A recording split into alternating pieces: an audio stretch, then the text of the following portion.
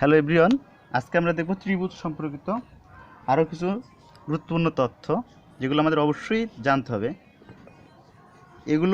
এইগুলোর উপর ভিত্তি করে আমরা বিভিন্ন ধরনের ম্যাথ সমাধান করব। তো আমরা প্রথম আজকে জানব ত্রিভুজ সম্পর্কিত যে অন্ত্রকেন্দ্র সম্পর্কিত একটা কথা আছে। এই অন্ত্রকেন্দ্র বিষয়টা কি? অন্ত্রকেন্দ্রটা যদি আমরা ত্রিভুজের অন্ত্রকেন্দ্র কি এটা যদি আমরা দেখি, ত্রিভুজের অন্ত্রকেন্দ্র বলতে আমরা বুঝতেছি এই ত্রিভুজে যে তিনটা কোণ আছে, এই কোণ এই তিনটা কোণকে আমরা যদি সমদ্বিখণ্ডিত করি, মানে হচ্ছে অর্ধেক করি, এই কোণটাকে আমরা যদি অর্ধেক করি, আবার এই কোণটাকে যদি আমরা অর্ধেক করি, সেমভাবে এই কোণটাকে যদি আমরা অর্ধেক করি, এই তিনটি কোণ অর্ধেক করলে আমরা যে তিনটা রেখা পাই, এই তিনটা রেখা যেই বিন্দুতে মিলিত হয় এই বিন্দুটাকে বলা হয় কি? অন্ত্রকেন্দ্র। এইটাকে বলা হয় কি? অন্তঃকেন্দ্র। এইটাকে বলা হয় অন্তঃকেন্দ্র। তো আমরা জানতে পারলাম যে অন্তঃকেন্দ্র কি। আমি আরেকবার রিপিট করতেছি, সংজ্ঞাটা হলো তিনটি আপনারা লিখে নিতে পারেন। তিনটি কোণকে সমদ্বিখণ্ডিত করলে আমরা যে তিনটি রেখা পাই, ওই রেখা তিনটি যেখানে মিলিত হয়, তো মিলিত বিন্দুকে আমরা বলতে পারি কি? অন্তঃকেন্দ্র। অন্তঃকেন্দ্রের পর আমরা আরেকটা বিষয়, পরিকেন্দ্রটা কি? তো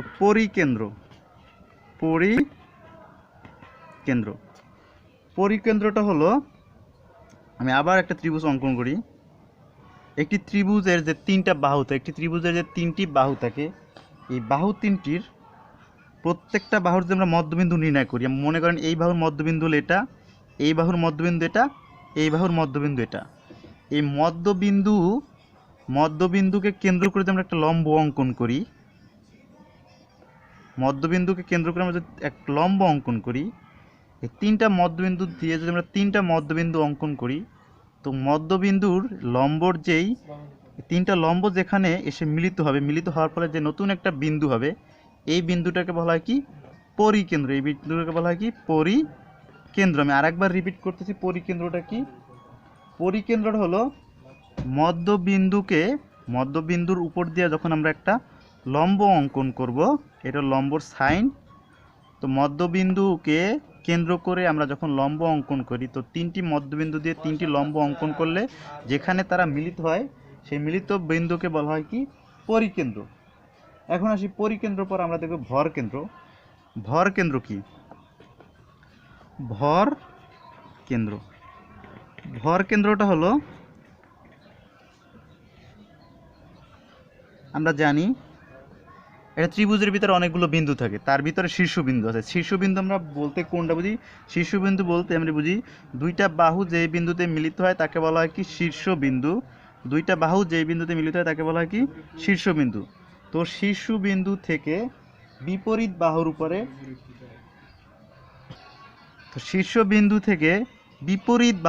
শীর্ষবিন্দু এটা, এই বিপরীত বাহুর উপরে অঙ্কিত রেখাকে, শীর্ষবিন্দু থেকে বিপরীত বাহুর মধ্যবিন্দুতে অঙ্কিত রেখাকে বলা হয় কি?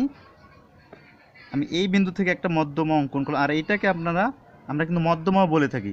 শীর্ষবিন্দু থেকে বিপরীত বাহু, এটা হলো শীর্ষবিন্দু, তার বিপরীত বাহু হলো এটা। শীর্ষবিন্দুর মধ্যবিন্দুর উপরে যে রেখাটা অঙ্কন করা হয় এটাকে বলা হয় মূলত কি? মধ্যমা। এটাকে বলা হয় কি? মধ্যমা। এইভাবে যদি আমরা তিনটি শীর্ষবিন্দু দিয়ে তার বিপরীত বাহুর উপরে আমি একটা রেখা অঙ্কন করি, এই তিনটি রেখা অঙ্কন করলে যে একটা নতুন পয়েন্ট হয়, এই পয়েন্টটাকে বলা হয় কি? ভরকেন্দ্র। এই পয়েন্টটাকে বলা হয় কি? ভরকেন্দ্র। তবে এখানে আমাদের একটা বিষয় মনে রাখতে হবে, এই ভরকেন্দ্র কিন্তু হয়েছে আমাদের মধ্যমার মাধ্যমে। তিনটি যখন আমি মধ্যমা অঙ্কন করলাম, এই মধ্যমা ত্রয়ের যে মিলিত স্থানকে আমরা বলতে পারি কি? ভরকেন্দ্র। আমি ভরকেন্দ্রটা আরেকবার রিপিট করতেছি। ভরকেন্দ্র কি? শীর্ষবিন্দু হতে, লিখে নিতে পারেন, শীর্ষবিন্দু হতে বিপরীত বাহুর মধ্যবিন্দু বরাবর রেখাকে আমরা বলতে পারি মধ্যমা। এইভাবে আমরা যখন তিনটি শীর্ষবিন্দু থেকে তার বিপরীত মধ্যবিন্দুর উপর আমরা একটা রেখা অঙ্কন করব, এইভাবে তিনটে রেখা অঙ্কন করলে নতুন যে একটা পয়েন্ট হয়, সেই পয়েন্টকে বলা হয় কি? ভরকেন্দ্র। সর্বলাস্ট যেটা দেখব আমরা, লম্বকেন্দ্র বা লম্ববিন্দু। লম্বকেন্দ্র, আমরা যদি লম্বকেন্দ্রটা দেখি, লম্বকেন্দ্র লম্ব কেন্দ্রটা কি? লম্ব কেন্দ্র অথবা লম্ব বিন্দু।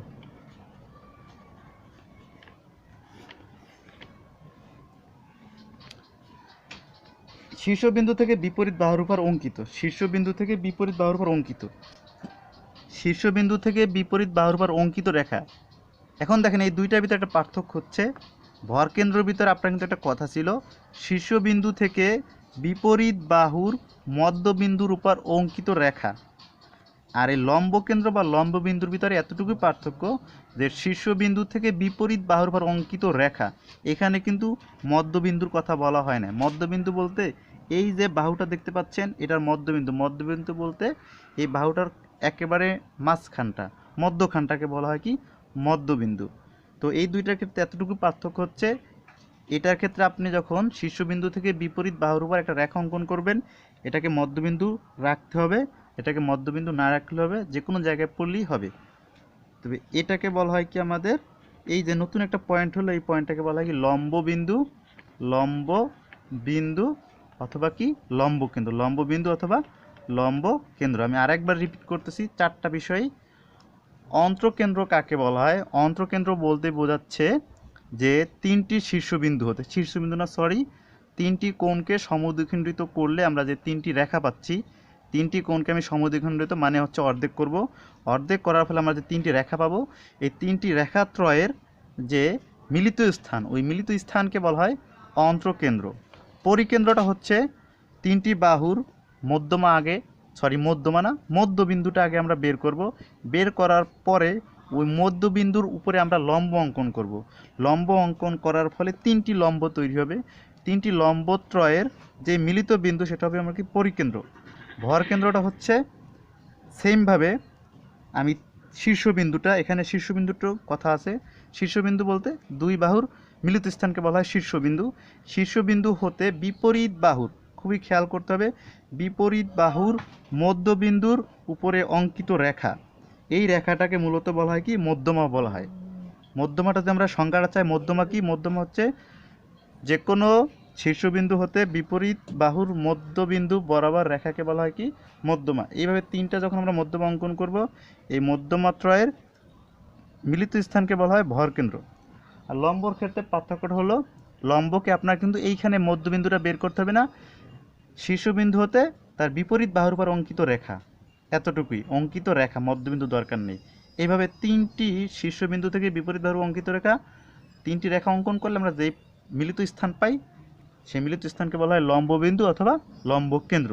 এখান থেকে প্রশ্ন আপনাদের দুইভাবে আসতে পারে, বৈশিষ্ট্য দিয়ে বৃত্তের নাম বলতে পারে, বৈশিষ্ট্যগুলো দিয়ে চিত্রটার নাম জানতে চাইতে পারে, অথবা চিত্র দিয়ে বৈশিষ্ট্যর নাম জানতে চাই। কীভাবে?